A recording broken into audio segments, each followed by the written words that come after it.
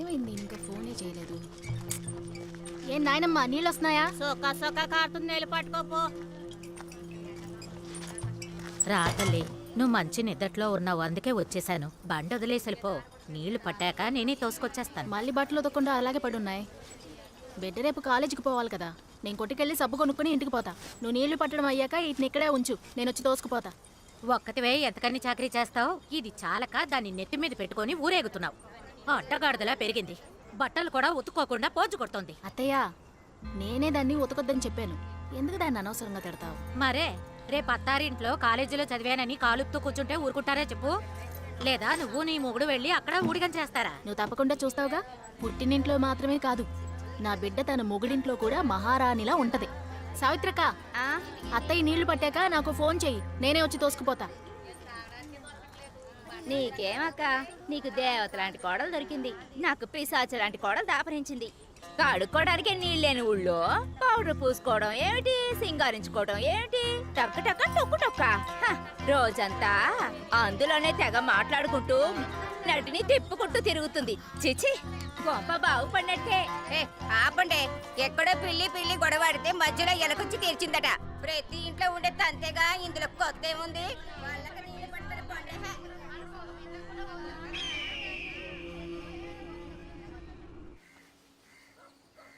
సీతాలు, సీతాలు, ఇక్కడ పడుకున్నావేంటి? లోపల పడుకోవచ్చుగా.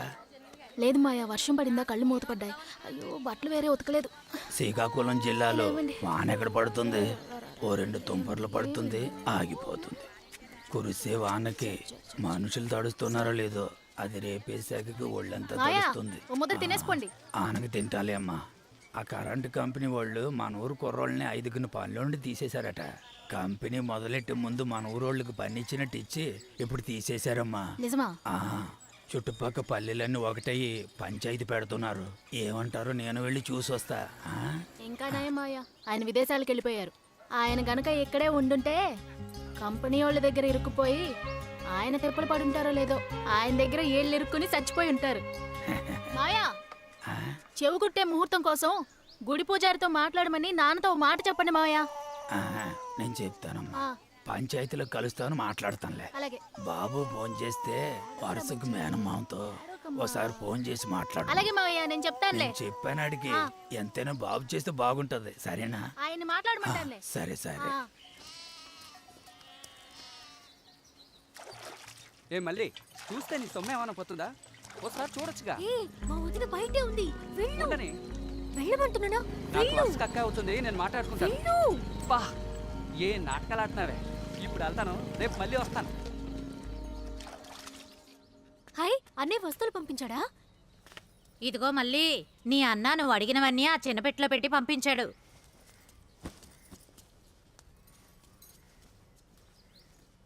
ఏంటి వదినా, మొహం కడుక్కొని గ్లామర్ పెంచి అన్నయ్య వీడియో కాల్ కోసం రెడీ అయిపోయినట్టున్నావు.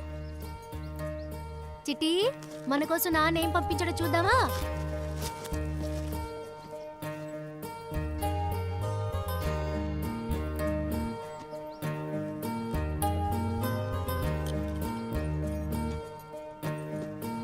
వదినా, నేను అడిగింది ఎక్కడుంది వదినా?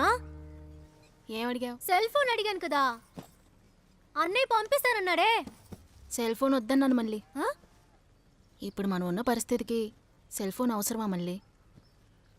ఈ టీవీ ఇప్పుడు అంత ముఖ్యమా, లేదా ఈ చీర అంత ముఖ్యమా?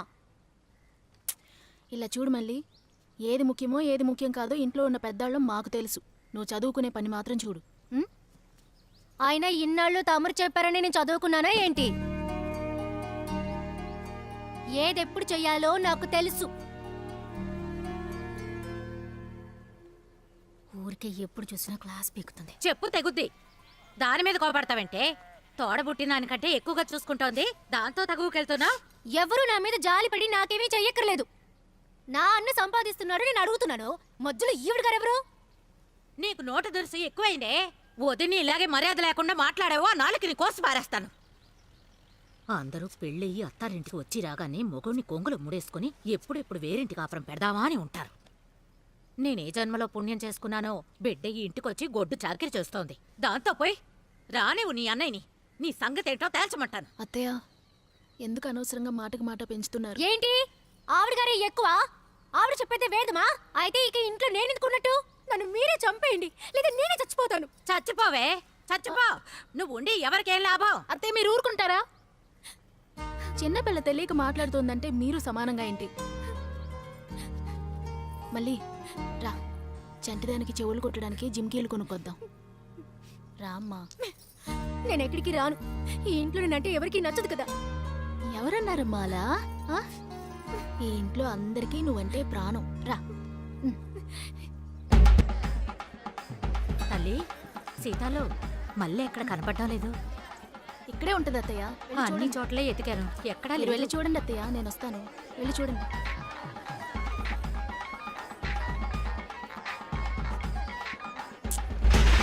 పళ్ళే లేవు, నీకు ముక్క కావాల్సి వచ్చిందా? తతంగా అక్కడ జరుగుతుంటే మేనత్వం ఇక్కడ కూర్చున్నావేంటే? నేను ఒంటరిగా ఉందామని వచ్చాను. పో. అత్తయ్య అంట అత్తయ్య.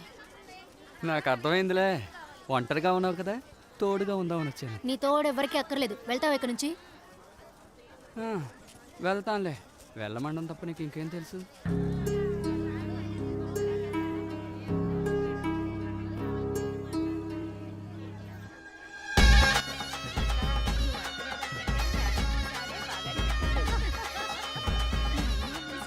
ఉండండి అయ్యా. తల్లి సీతాలో ఏంటన్నా? ముహూర్తం దాటిపోతుంది కదా, చెవుగుట్టే పని చూద్దాం రా. ఇక్కడేనంటారా? అదిగో ఆయన పేరు రాసి బ్యానర్లు పెట్టారుగా. నిజమే. ఆ పిల్లని అడుగుదాం రా. పాపా, ఇక్కడ రణసింగం తాలూకోళ్ళు. చెప్పండి, నేను ఆయన చెల్లెల్ని. ఏం కావాలి? అంతే అంతే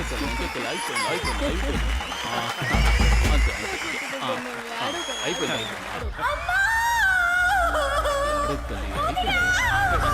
మెల్లిగా మెల్లిగా జాగ్రత్త.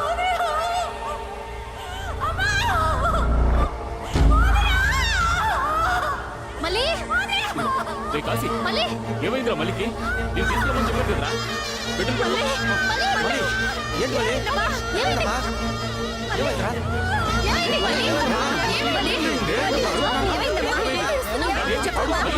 చెప్పు.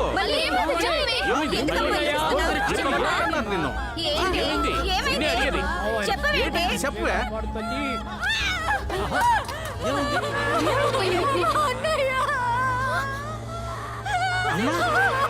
అన్నకి ఏటైంది?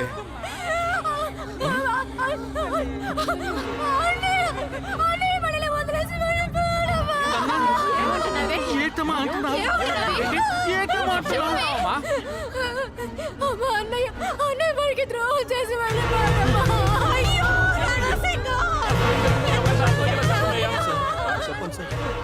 పెద్దవాళ్ళు గుండె రాయి చేసుకుని నేను చెప్పేది ప్రశాంతంగా వినండి.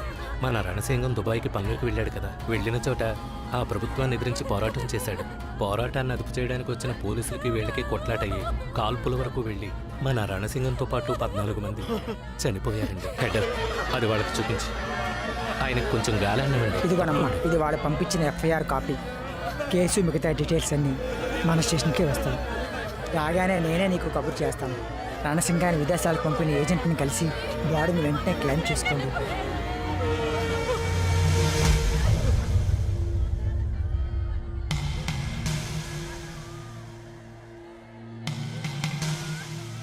అంతా అయిపోయిందా? నాకు తెలియట్లేదు. నా చుట్టూ ఉన్న వాళ్ళకి తెలియట్లేదు. నేను విన్నదేది నిజమై ఉండకూడదు. రణసింగం అన్నీ ఉన్నాయని విర్రవీగిపోలేదు. ఏమీ లేదని అణిగిమణిగి ఉండలేదు. మనకి నచ్చింది త్యాగం చేసినప్పుడే ఈ లోకానికి మనం నచ్చుతాం. నా బావ రణసింగం అంటే నచ్చని వారు లేరు. ప్రశాంతంగా ఉండండి, గోల్ చేయకండి. అరే చెప్తున్నానా, ప్రశాంతంగా ఉండండి, గోల్ చేయకండి చెప్తున్నానా.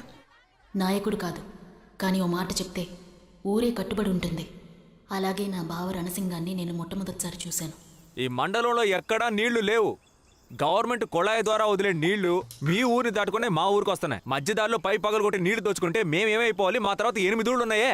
మనలో మనమే నీళ్ళని సమానంగా పంచుకోలేకపోతే మనం వెళ్ళి పక్కూరోని ఎలా నీళ్ళు అడగగలం? అన్నా ఇంత బాగా మాట్లాడుతున్నావా? రాబోయే ఎలక్షన్ లో నిల్చుని ఎమ్మెల్యే అయ్యే ఒక్కో ఊరికి విడిగా కొలాయిలు వేయించి నువ్వే నీళ్లు వచ్చుగా. తమ్ముడు ఏం చదువుకున్నావు? 5వ తరగతి. అందుకే రాజకీయం మాట్లాడుతున్నావు. చూడు తమ్ముడు, మన సమస్యలన్నింటినీ తీర్చుకోవడానికి మనమే అధికారంలోకి రావాలనుకుంటే అది జరుగుతుందా? అధికారంలో నువ్వు వెళ్ళి అడుగుదాం తమ్ముడు. నువ్వు చెప్పేది వినడానికి బాగుంటుంది. ఇక్కడ గవర్నమెంట్ ని ఎదిరించి పోరాడే ధైర్యం ఎవరికుంది? ఉన్నోళ్ళలో సగం మంది కొట్లాట్లు సెటిల్మెంట్లను తిరుగుతున్నారు, ఇంకో సగం మంది సెల్ ఫోన్ లో ఫేస్బుక్, వాట్సాప్, టిక్ టాక్ అని 24 గంటలు కాలక్షేపం చేసేస్తున్నారు. కొద్దో గొప్ప పనిచేసే కుర్రాళ్ళు కూడా ఇక్కడ పని లేదని పారిని వెళ్ళిపోయారు. ఎందుకయ్యా ఇంకొకటి అంటారు?